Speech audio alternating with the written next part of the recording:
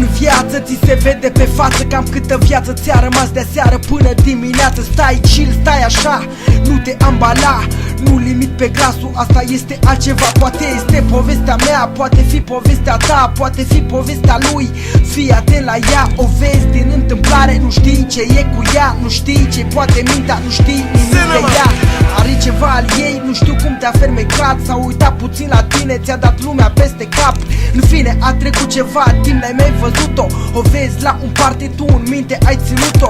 A trecut toată seara la ea, tu te-ai uitat, i-ai cerut numărul, a doua zi tu ai sunat. Ați râs, ați vorbit, multe voi v-ați povestit, tot a fost așa de bine și la un suc ați ieșit.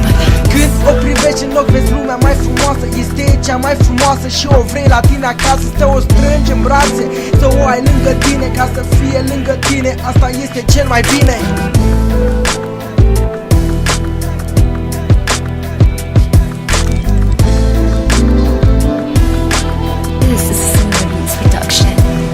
Telefoane zi de zi, SMS-uri zi de zi, vă sunați și vă vorbeați ore și noapte și zi.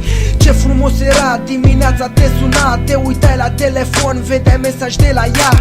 Dar după un timp se gândea la altceva, că-ți place de o alta, tot timpul asta spunea. Și uite așa, voi nu prea ați mai vorbit, iar mesajele din ce în ce parcă s-au mai rărit.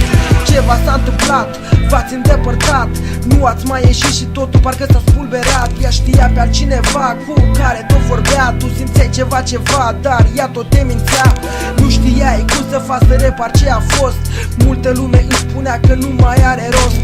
O sunai, vorbeai cu ea să vezi dacă e bine, tot așteptai ceva bine, poate bine. A fost mai bine, dar nu așa cum era, ieșeai, vorbeai cu ea, dar încrederea lipsea.